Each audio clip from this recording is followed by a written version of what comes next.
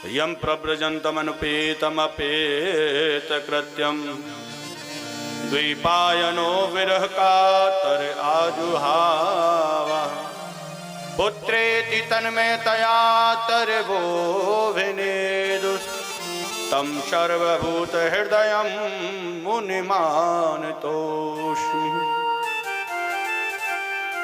प्रणाम किया अपने गुरुदेव को, और गुरुदेव को प्रणाम करने के बाद में कहते हैं मेरे गुरुजी का जन्म बड़ा अद्भुत हुआ। कैलाश पर्वत पे शिव जी मां पार्वती जी के साथ में विराजमान थे। मन में पार्वती के भाव जागृत हुआ। एक प्रश्न कर बैठी, बाबा आपके गले में जो मुंडों की माला है इनमें मुंड किनके लगे हैं? भोलेनाथ कहते हैं देवी इनमें जो मुंड लगे हैं वो आपके ही लगे हैं। बोले भोलेनाथ यदि ये मुंड मेरे हैं तो इसका मतलब तो शायद यही होता है कि मैं जन्म लेती हूं और मर जाती हूं, क्या आपका दोबारा जन्म नहीं होता? भोलेनाथ कहते हैं बोले मैं अजन्मा हूं, अजन्मा का कभी जन्म नहीं होता। बोले ऐसा आपने क्या पी रखा है जो आपका जन्म नहीं होता, आपकी मृत्यु नहीं होती? तब कहा बोले मैंने एक अमृत का पान किया है। बोले कैसा अमृत? बोले भागवत अमृत।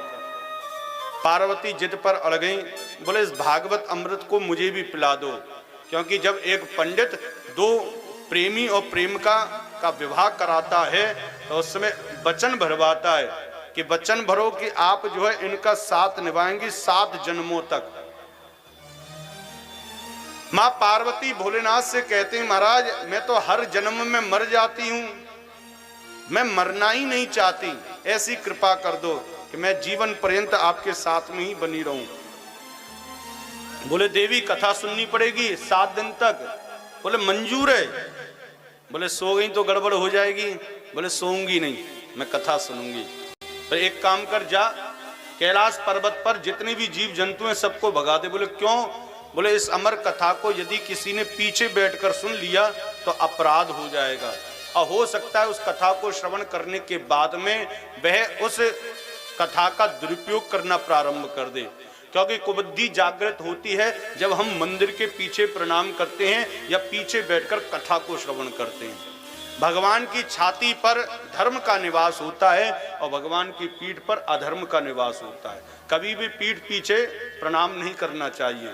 स्पर्श करो कोई बात नहीं, लेकिन प्रणाम घंटों बैठ जाते हैं महाराज दीवार से सिर लगा के, उन्हें ये भी नहीं पता जहाँ प्रणाम। अब आप विचार करके देखो कि माता जी नौकर के खड़ी हो, आप पीछे से प्रणाम करो, अच्छा लगेगा? घंटों महाराज दीवार लगा के मैंने देखे, मैं परकम्मा अवरुद्ध हो जाते, हम परकम्मा लगा रहे हैं, वो महाराज प्रणाम करने में लगा पीछे ही। गलत है। अब कौन समझाए? वहां तो प्रवचन दे नहीं सकते, यहां सबरी भड़ास निकाल लेते हैं। प्रेम से बोलो। यहां तो अधिकार दिया ही है, बैठा है इसलिए कि महाराज जो भी त्रुटि हम कर रहे हैं सब बताओ खुल के, तो जो भी आप लोग त्रुटि करते हैं वो सब खुल के बताते हैं। पीठ पीछे नहीं सुनना चाहिए। यहां पर महाराज मां पार्वती गई कैलाश पर्वत पर, चारों तरफ देखा, जितने भी जीव जंतु थे सब भाग गए। दिव्य दृष्टि से एक तोती, जब दिव्य दृष्टि पार्वती की पड़ी है, वह सगरवाती अपने घोंसला में से उड़ रही थी, तो भय के कारण उसका गर्भ उसी घोंसले में रह गया और वह उड़ गई। यहाँ पार्वती ने चारों तरफ देखा, कुछ नहीं है। भोलेनाथ से कहा महाराज अब कथा प्रारंभ करें। बोले देवी मैं तो नेत्रों को बंद करके कथा कहता हूँ। देखो पहले की कथा हुआ करती थी कि भोलेनाथ नेत्रों को बंद करके कथा करते थे, और यहाँ यदि मैं कथा को नेत्रों को बंद करके कथा करूँ ना तो तुम खुद ही कहोगे जब महाराज जी सो रहे हैं तो फिर हमें काय गुरु के, हमें तो आँख खोल के कथा करनी पड़े महाराज, देखना पड़े सबन को। भोलेनाथ ने कहा मैं तो नेत्रों को बंद करके कथा कहता हूं, मुझे कैसे पता चलेगा कि तू कथा सुन रही है कि सो रही है? बोले महाराज मैं ओम शब्द का उच्चारण करूंगी, कोई दिक्कत नहीं है, आप कथा बोलते जाओ और मैं ओम ओम ओम ओम करती रहूंगी। जैसे आप लोग कथा सुनते तो करते हो ना, हाँ जी हाँ जी हाँ जी, आपकी गर्दन बता देती कि आप हाँ जी कह रहे हैं, हाँ जी सुन रहे हैं, हाँ जी हाँ जी। प्रेम से बोलो और करना भी चाहिए। लेकिन एक माता जी जयपुर में कथा कर रहे तो बाकी आदत ही उल्टी, वो हाँ जी करती तो यूं कर दी। अरे मैंने कि जी क्या कर रही भाई, ये हाँ जी कर रही है कि ना जी कर रही है। पूरे दिन कंफ्यूज रहे, नीचे उतर के आएगा मैया कैसी है, अरे मैंने कि जाकी आदत ही है। ये कथा सुन के ना करे, जाकी आदत है। प्रेम से बोलो। पार्वती जी ने कहा मैं हाँ जी शब्द का, ओम शब्द का प्रयोग करूंगी। भोलेनाथ ने पहले दिन की कथा प्रारंभ करी और सामने से ओम शब्द का उच्चारण मिल रहा था, कथा पूरी हुई। दूसरे दिन की कथा हुई, कथा पूरी हुई। तीसरे दिन की कथा हुई, कथा पूरी हुई। छठवें दिन उद्धव और गोपियों का प्रसंग चल रहा था, ज्ञान की कथा चल रही थी। उसी समय मां पार्वती को नींद आ गई। इधर में इस कथा को एक दूसरा और सुन रहा था। कौन? बोले जो अंड था, जो घोंसले में पड़ा रह गया था, उसने पहले दिन की कथा सुनी, अंड विगलित हो गया। दूसरे दिन की कथा सुनी, उसके अंदर चेतना आ गई। तीसरे दिन की कथा सुनी, उसके अंदर ऊर्जा आ गई। चौथे दिन की कथा सुनी तो उसकी वाणी प्रस्फुटित हो गई। पांचवें दिन की कथा सुनी तो वो ओम शब्द को ध्यान से सुनने लगा। और छठवें दिन जैसे ही पार्वती सोई और जाने तुरंत आवाज पकड़ के और तुरंत ओम शब्द का उच्चारण करना प्रारंभ कर दिया। उससे क्या हुआ? बोले भोलेनाथ ने सातों दिन की कथा सुनाई पूर्ण रूपेण और अंत में जाके भागवत जी को जयकार लगाया। बोले श्रीमद् भागवत महापुराण की। तो जितने सो रहे थे सब जग गए, पार्वती भी जग गई, पार्वती जग गई। ओहो, फिर क्या हुआ, फिर क्या हुआ? वो फिर गोपियों ने उद्धव जी से क्या कहा? बोले देवी, गोपियों ने उद्धव से, ये तो छठवें दिन की कथा है, कथा तो पूरी हो गई। बोले भगवान गलती हो गई। बोले क्या? मैं तो सो गई। बोले जो सोवत है सो खोवत है, जो जागत है सो पावत है। बोले जो सो गया वो तो गया। लेकिन भोलेनाथ सोचने लगे कि बोले यदि तू सो जाती तो मैं कथा को वही रोक देता, लेकिन यहाँ ऐसा तो कुछ हुआ नहीं। तो ध्यान से सुना तो ओम शब्द का कान में उच्चारण अभी भी चल रहा था, ओम ओम ओम। पीछे मुड़ के देखा तो छोटा सा तोता वो ओम शब्द का उच्चारण कर रहा है। भोलेनाथ को क्रोध आया, पीछे बैठ के मेरी कथा को चोरी से सुनता है दुष्ट, मैं तुझे नहीं छोड़ूंगा। अब भोलेनाथ हैं भी ऐसे महाराज, ज्यादा बुद्धि को प्रयोग ना करें, सरल हैं, हृदय से सोच लें, गुस्सा आ जाए तुरंत की तुरंत और प्रसन्न भी हो जाए। इस समय महाराज उठा लिया त्रिशूल और दौड़ने लगे, तो को नहीं छोड़ूंगा।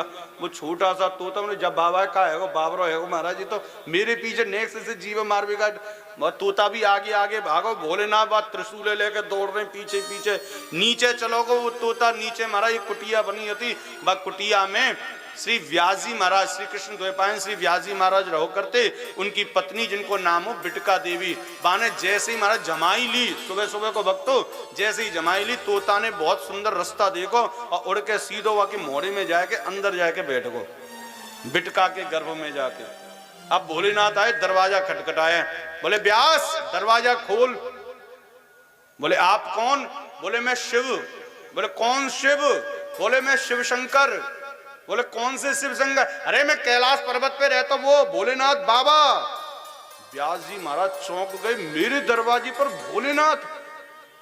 कोई पूजा नहीं करी, कोई पाठ नहीं किया, कोई तपस्या नहीं करी, ये क्या चक्कर है? अचानक प्रसन्न हो गए महाराज, दरवाजा खोला। जय हो जय हो जय हो। आज तक तो मैंने सुना था कि महाराज प्यासा कुएं के पास जाता है, लेकिन धन्य हो महाराज मुझे तो प्यास भी नहीं लगी और कुआं चलकर मेरे पास आ गया। हाथ जोड़कर कहा बाबा पहले ये बताओ कि आपने मुझे दर्शन काय को दिए? बोले जिन बातों ने छोड़, तुझे बता चोर कहाँ है? बोले कौन सा चोर? बोले चोर घुसो तेरे यहाँ पर। बोले चोरी किसकी? बोले मेरे घर में चोरी करी है बाने। बोले महाराज तुम्हारे घर में? कहाँ है तुम्हारा घर? बोले पहाड़ पे। बोले पहाड़ पे महाराज मैंने तो आज तक सुनो नहीं कि तुम्हारा घर है पहाड़ पे। पहाड़ तो पहाड़ ही है, पहाड़ पे रहो तुम और का चुरा लियो तुम्हारो। मैं गले में तो शेषनाग वैसे ही थर्रा रहे, कौन जावेगा चोरी करने के लिए तुम्हारे पास में? तुम्हारा घर ही ना है तो चोरी कौन करेगा? बोले तू इन चीजों ने छोड़, तू ना समझेगा, तू ये बता वो चोर कहाँ है? बोले बाबा पहले ये बता दो आपने मुझे दर्शन का बात करी है। अरे भैया मैं तो दर्शन देवे ना आयो, तू बस चोर निकाल। न जाने कौन से गुण पर दया निधि रीझ जाते हैं। भोलेनाथ का कोई भरोसा नहीं है, कब प्रसन्न हो जाए कब रूठ जाए। एक तो भगत के ऊपर ऐसे प्रसन्न भई महाराज, कहा बताऊं, चोरी करतो बेचारो, चोरी करने के कहा बाबा प्रणाम करके जातो, भोलेनाथ जी को डेली को नियम हो, प्रणाम करके चलो जातो। एक दिन बाबा से कही कल मेरी छोरी की शादी है और मोर अच्छा सा माल चाहिए, ध्यान रखी बाबा, तुम्हारे हाथ जोड़ू। वो बाद दिन गयो, बाद नहीं कछु ना मिलो भाई। अब तो परेशान, भोलेनाथ पे इतनो नाराज, बैठ को महाराज। अच्छा ये चोर उचक्के जो होते हैं वो मतलब व्यसन के आदि होते हैं, क्योंकि जो व्यसन का आदि है ना वही कुछ नहीं कर पाता जिंदगी में। तो वो तंबाकू खाता था, तंबाकू निकाला और घिसना प्रारंभ कर दिया। ये कोई पुराणों की कथा नहीं है, क्षमा चाहता हूँ, ये तो केवल संतों के भाव हैं, महापुरुषों के भाव हैं। तंबाकू घिसने लगा, चूना निकाला तो चूना ज्यादा निकल गया, और चूना लिया, क्या करूं, भोलेनाथ पे रसारी, भोलेनाथ जी की पिंडी पे रगड़ दिया महाराज चूना। और जैसे ही चूना रगड़ो तो वो शिवलिंग फट गई, भोलेनाथ प्रकट हो गए, मांग बेटा वरदान मांग, मैं तुझसे अत्यंत प्रसन्न हूं। महाराज चोर तो थर थर कांपने लगा, बोले मैंने कोई पूजा नहीं करी, तपस्या, बल्कि क्रोध और करो, गुस्सा में तुम्हारे चूना लगा। बोले तू वरदान मांग। बोले पहले ये तो बताओ प्रसन्न कैसे भये। बोले तू आम खा, गुठली मत गिन, तू तो वरदान मांग। बोले नहीं, पहले मुझे बताओ कि आप प्रसन्न कैसे भये। बोले प्रसन्न, अरे मैं दुनिया को चूना लगाता हूं, तूने आज मुझे चूना लगा दिया, इससे बड़ी बात और क्या होगी, इसलिए प्रसन्न हो गया तेरे ऊपर। जा, न जाने कौन से गुण पर दयानिधि रूज जाते हैं। सबसे सरल देवता, सबसे सस्ते देवता कौन? भोलेनाथ। सस्ते हैं कि नहीं? अब ये गोपाल जी हमारे जो बैठे हैं, गुस्सा मत हो जी, ठाकुर जी ने कहे ना, इनकी सेवा करने हमें एक डेढ़ 2 घंटा लग जाए। पहले स्नान कराओ, इत्र से नहवाओ, फिर उनका चंदन लगाओ, फिर वो मुकुट पहनाओ, फिर कुंडल पहनाओ, जो काका पूरे तमाम जमाम 1.5-2 घंटे ने खा जाए महाराज बैठे बैठे। फिर बाकी बाद में महाराज मन में कहवे बादाम होते तो मजा आ जाता। एक नंबर का चटूरा, एक नंबर को, अच्छे पकवान चाहिए, अच्छा खाए भी कुछ चाहिए, एक नंबर का महाराज। प्रेम से बोलो। ब्रज में मदन मोहन जी का मंदिर है, ये मथुरा के थे। गोपाल भट्ट जी ने एक गुजरी के पास में मदन मोहन जी की मूर्ति देखी, तो महाराज बापू वहां से ले आए। तो गोपी ने समझाई, बाबा मत ले जाओ, पछताओगे। बोले ना वो बड़े प्यारे लग रहे हैं। अरे बात मान लो, पछताओगे। बोले ना, देख गुजरी जाए, तू मुंह दे दे, मैं लेके जाऊंगा, वृंदावन जा रहा हूँ, वहीं बैठ के इनकी छवि के दर्शन करूंगा और आनंद से रहूंगा। ले गए महाराज, ताब में ले गए और बाज के जो है जमुना के किनारे और बैठा दिया महाराज बालू में। अब भजन कर रहे हैं, भजन करते वक्त गोपाल जी बोल पड़े, बाबा भूख लग रही है। बोले अरे लाला मिल्क जा। वो गए दौड़ के और लेके आए, जैसी वो खाते वैसी लेके आए। का लेके आए? बोले भिक्षाटन करके लाए, सूखी रोटी। भैया भिक्षाटन में तो ऐसे ही मिलेगा, रात की बासी मिल गई, ताजी भी मिल गई, तो बिना घी की मिल गई। और जैसो बाबा जी ने मिल जाए वैसे अपना जीवन चलाना, कोई फैक्ट्री व्यापार तो चले ना। और लायक ले रे लाला खा, और जे का लिया आयो है, मैं माखन मिश्री खाऊं, तुझे सूखी रोटी खवाए रहे हैं, मेरे बस की बात ना है। बाबा ने कि अच्छा ठीक है। वो गए महाराज दोबारा, और कोई ग्वालन से कही ब्रजवासन से, अरे हमारा गोपाल है वो भूखो है, न कछु देसी घी से चुपड़ के दे दो, कछु माखन मिश्री दे दो। बाद में दे दी महाराज, ला के दे दिया। जैसे ही महाराज रोटी खाई, जहाँ में नमक तो ही ना है। महाराज बाबा कह बोले कि भैया मैं तो बड़ी आफत लिया हो, सुबह से लेकर शाम है गई, एक माला को जाप ना कर पाए हो। बाद में मन में विचार आयो, का करूं। बोले वह गोपी ने सही कही, जे एक नंबर को चटूरा है, जाकी सेवा करना, अच्छे के बस की बात ना है। बहुत से तो गोपाल जी अपने घर में जा चक्कर में ना रखें। बोले कौन सेवा करेगा महाराज, घर में कोई है ही ना है। अरे गोपाल जी तुम लेके आओ, तुम ही सेवा करोगे, घर में कोई और तीसरा आओगे सेवा करने का। जे बहुत से ना लेके आए। कौन कौन के पास में गोपाल जी हाथ खड़ा करके बताओ। अच्छा कौन के पास में नहीं है? अब एक भी हाथ खड़ा ना होगा, इतने चालाक हैं सब। किसके पास नहीं है गोपाल जी, हाथ खड़ा करके बताओ। हाँ अब आए निकल के। 2 ही पेशेंट बहुत है कोरोना के पूरे में फैलाने के लिए। प्रेम से बोलो। बोले वृंदावन बिहारी लाल की। देखो वृद्धावस्था में, अब इनसे पूछ लेना, आप घर जाके पूछना आराम से, आप गोपाल जी, अरे महाराज क्या बताएं, घर में इतने काम होते हैं, अब गोपाल जी की कौन सेवा करेगा। मेरे तो बस की बात है ना, मेरे पैरन में चलो ना जाए, घुटने में वो एक्सीडेंट है तो मैंने काका लोहे की सड़िया घुसेड़ दी है डॉक्टर ने, बैठो जावे ना, कछु हो बे ना, कैसे करूंगी गोपाल जी के। अरे भैया ऐसी बात ना है, नेजा की कथा को आगे सुनो। जब वो संत भगवान कहने लगे लाला हम तो वहीं छोड़ के आ रहे हैं, तभी फीको पड़गो महाराज। गोपाल कहवे लगो ना ना ना तुम वो यहीं पे निवास दे। बोले नहीं तू चटोरा, बोले तू जो खावे वो मैं वो खाने के लिए तैयार हूं, लेकिन तू मोको मथुरा से यहां तक लिया हो, यही मेरी सबसे बड़ी उपलब्धि है। प्रेम से बोलो। वृंदावन धाम को वास बोलो, जहां पास बहे जमुना पटरानी, जो जन नहाए के ध्यान धरे, बैकुंठ मिले तिनको रजधानी। अरे भैया वृंदावन में तो स्वयं भगवान भी आके यूं कहें कि मेरो जीवन धन धन्य हैगा जो मैं वृंदावन आ गया। ऐसी ब्रज की भूमि है वृंदावन धाम अपार, रटे जा राधे राधे। आप वृंदावन में जाओ, एंट्री करते ही दो शब्द सुनाई देते हैं। कौन से? दोनों हाथ उठा के राधे राधे ऐसे सुनाई दे ना। रिक्शा वालों ही कह रहे कहां जाओगी? राधे राधे। लठ भी मारोगे ना तो राधे राधे बोलेगो महाराज। गुस्सा हुए जाओ गाड़ी में भी राधे तो अभी बताऊं, गुस्सा में भी महाराज वो राधे राधे जरूर बोलेगा। ऐसी ब्रज की महिमा है। आज महाराज सौनक ऋषि प्रसन्न चित्त हैं, श्री सूत जी महाराज के मुखारविंद से दिव्य कथा को श्रवण कर रहे हैं। भोलेनाथ ने कहा चोर है। बोले महाराज यहाँ कोई चोर नहीं है। अंदर जाकर देखा तो कोई चोर नहीं था, लेकिन पूछ लिया श्री व्यास जी महाराज ने क्या चुराया? बोले अमर कथा। अमर कथा की विशेषता क्या है? बोले जो अमर कथा को श्रवण कर लेता है वह अमर हो जाता है, उसको कोई नहीं मार सकता। व्यास जी महाराज कहने लगे तो बाबा ऐसा लगे तुम आज ज्यादा ही छान के आ गए हो, अपने मुंह से ही कह रहे हो कि महाराज कोई मार ना सके, और ये त्रिशूल हाथ में ले रखो तुमने, बताओ तुम भाई मार सको?